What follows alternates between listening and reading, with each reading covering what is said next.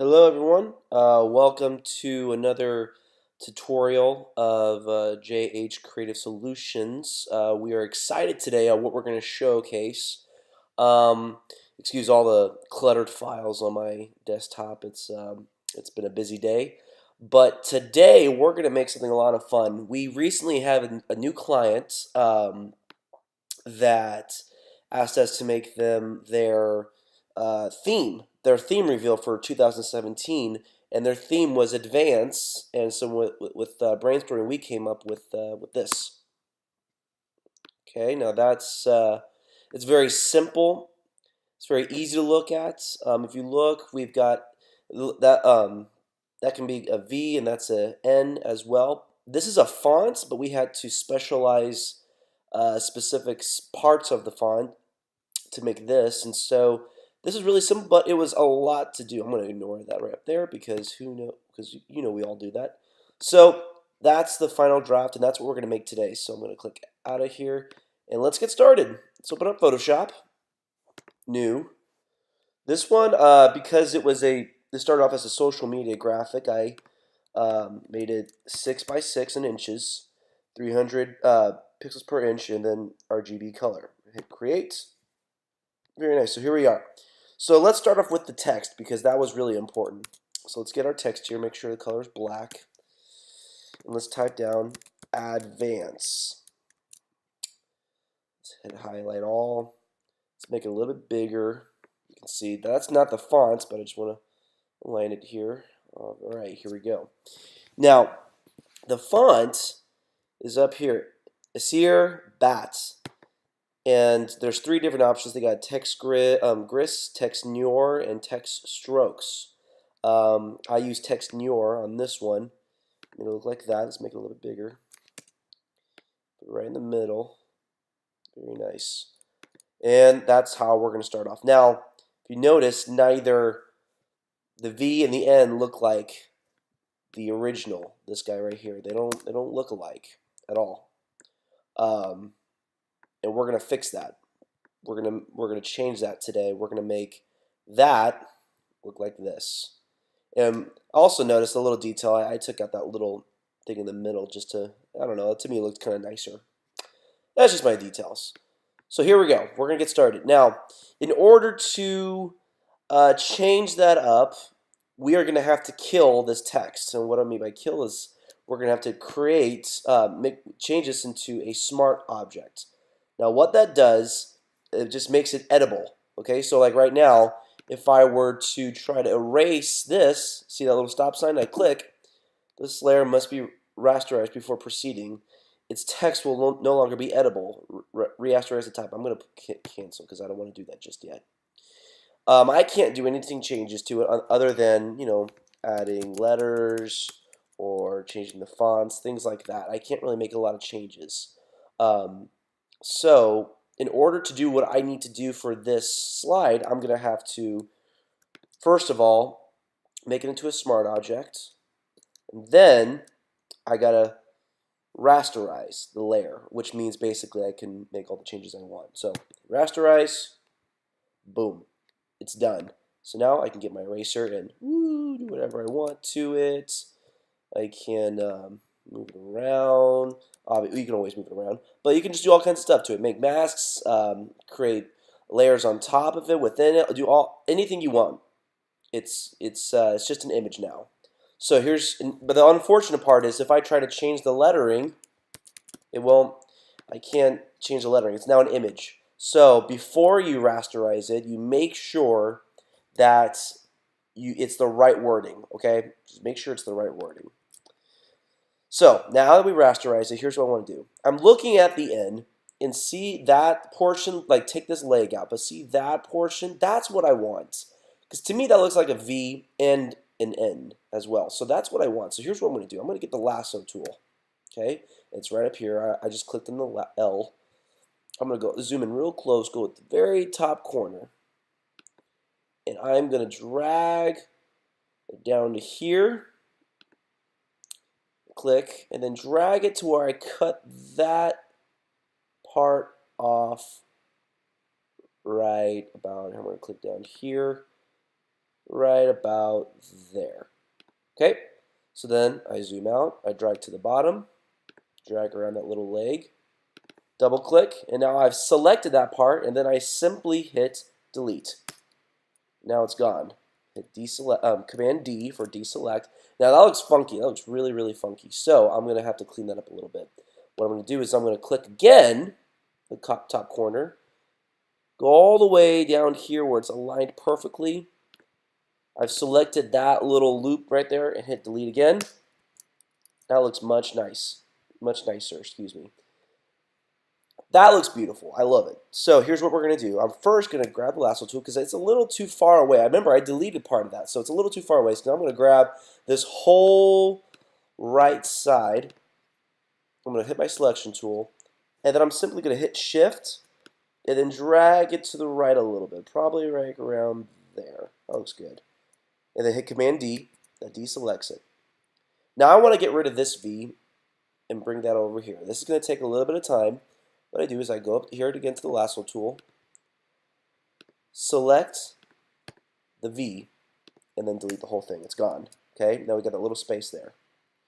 I want to get this guy and duplicate it and reverse it and bring him over here. Now, that almost seems impossible, but hey, it's Photoshop. Nothing's impossible. So I'm going to grab the lasso tool. Again, I hit L. Select the whole letter. And then I'm simply going to hit Command J. What that has done now is that has taken the selection that I made, and if you look down here, it created a new layer.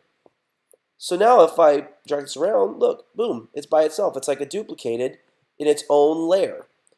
So I move it over here, and then I hit Edit, Transform, Flip horizontally. That's going to flip it just like that. Now the tricky part is I got to make sure it's perfectly aligned right in the middle. And zoom out. Now it's looking very, very nice. Looks beautiful.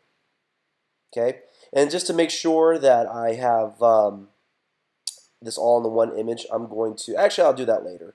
I'm going to go back to the advanced layer. I got to get rid of that little mark right down there too. So I'm going to go down here. It's almost the same thing as the other letters that I did. I'm going to click here on the edge, all the way down to this part. Go all the way to the other end. Same exact thing. And here we are. I hit delete, Command D, and voila. So now what I'm going to do is I'm going to grab these two layers because I want this to be one layer. I'm going to hit Control, right click it, and then I'm going to convert to a smart object. So now again, it is one layer. I'm going to rename this layer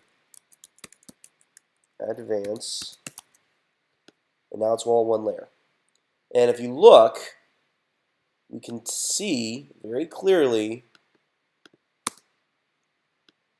that we're making a lot of good progress here. We are looking great. Perfect. Okay.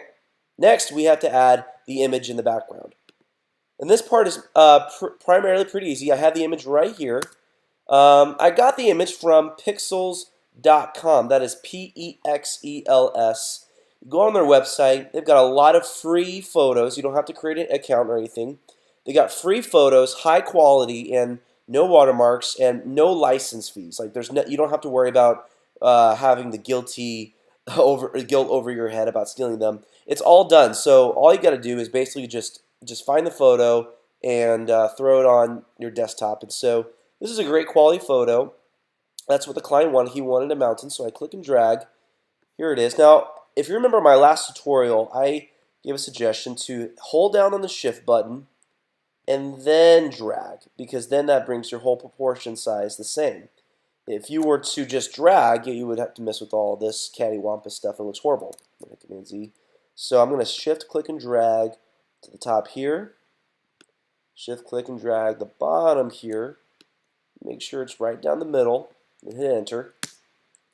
There you go. Now I'm going to put that under the wording. Next, I'm going to see how this is black? I want to make sure that's white. So I'm going to double click on the layer. Here's my layer style. I'm going to click on Color Overlay. And it's already white, but as you saw in my other video, you can make it any color you want. Simply any color you wish, but we're going to choose white for this one. I hit OK with the hitting on the OK button, and here we are. Now, one thing I noticed is that there's a lot of contrast in this photo. Lots of stuff going on. Your eyes kind of get lost within with the text and the background image. So what I like to do, I usually do this in all kinds of other things. I click on the photo layer and I hit on a new layer. That's right on top. It's under the advanced text, and it's on top of the photo. And I click on the square shape. And I just click and drag it to where it fits the whole page. It doesn't have to be, perfect where it has to, go around the edges. Some people like that. I myself don't really care because it's the same. And then I like this color to be sort of a, I think I have my recent, sort of a dark gray. A little bit darker than that. About right here, I think. Yeah, that looks nice. So sort of like a dark gray, maybe even a little bit of a shade of blue. Dark blue right here. So maybe over here. That code right there. Try that code. 4D5157. That's primary. Yeah, that's perfect. That's primarily the color I like. So you have this here, and I'm going to lower the opacity just a little bit, right about there, just so I can still see the image, but I can take the text out of it. Okay. So there we go. We have the image. We have the text right there. And honestly, it looks beautiful. It looks absolutely fantastic. One last detail we have to make sure we add, and that is simply the 2017 text, which that's obviously easy, but I'll just go through it. I hit the text button, type in 2017, hit Command A for all. I choose the color white. I go over here to my fonts. I think for this font I use the Refrigerator Deluxe. Make it a little bit smaller. And then I'm going to widen it a little bit. I'm going to track it just a little bit, like right about there. Make it a little bit smaller maybe. Make sure I align it right down the middle. And there we go. We have our graphic. Let's compare it to see how close we got to the actual end result. And I'm trying to make sure we can see the whole thing. Yeah, I'm looking at it. It looks almost extremely identical. And imagine this only took just a few minutes. With creative thinking, you can easily come up with something very nice, very subtle, easy to look at. The client was very happy at the end, and it's all about just creatively coming up with little details that can make your design great. Now, to have a little fun, you can also do this. Let's take the rectangle, raise that opacity all the way up. Let's double click. Other ways to expose the background image and to still have your shape there and to create some contrast is to kill some of your channels. Excuse me. So for some of your three, because you have RGB, you have three channels you're looking at. You have your red, your green, and your blue. So let's kill the red. And already, I love it. I love this already. It's got that really nice red fading into the light blue. It's very nice. Let's go ahead and kill green. That's okay, I guess. That's a little more on the bright side. And then if you kill your blue, obviously the rectangle just goes away. So let's bring these back. Now let's just kill the green by itself. That's okay, I guess. Let's just kill the blue by itself. Excuse me, I've been sick for a week. That looks pretty nice. I can't really see the background too much, so let's bring that back. And you can make all different kinds of mixtures. You can do green and blue. You can do red and blue. All kinds of cool images. I like this. That's actually really nice. I hit OK. And we have a whole nother image right here. So you can play around with it and have a little fun. But for the original, we simply just lowered the opacity and came up with that. And that looks a lot cleaner. All right, guys. Well, thank you for watching JH Creative Solutions, one of our tutorials. We're going to make tutorials more coming up soon. If you wish to learn more about us and hire us on for a great project like this one right here, please contact us at www.jhcreativesolutions.net. Hope to see you guys soon. Have a great day. God bless.